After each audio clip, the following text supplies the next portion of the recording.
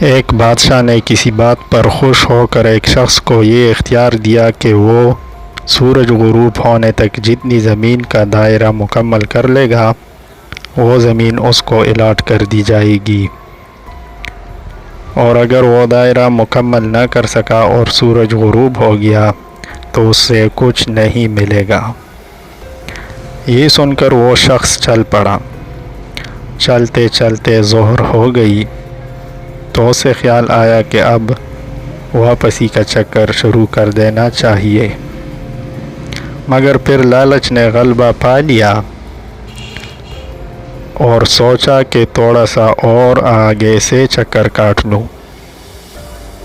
پھر واپسی کا خیال آیا تو سامنے کے خوبصورت پہاڑ کو دیکھ کر اس نے سوچا اس کو بھی اپنی جاگیر میں شامل کر لینا چاہیے۔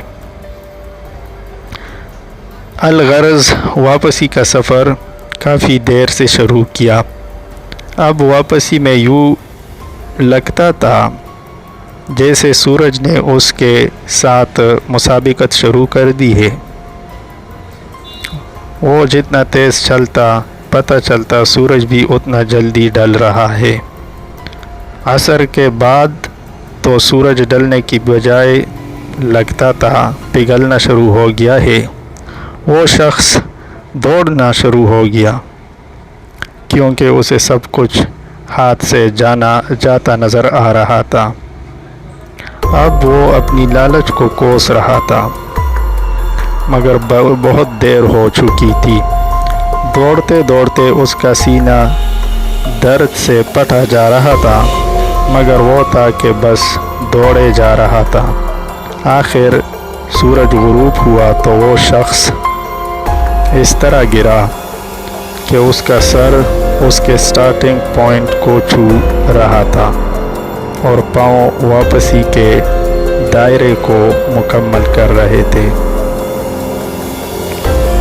یوں اس کی لاش نے دائرہ مکمل کر دیا۔ جس جگہ وہ گرا تھا اسی جگہ اس کی قبر بنائی گئی اور قبر پر کتبہ لگایا گیا، اتنی جگہ اس کی قبر کی ہے۔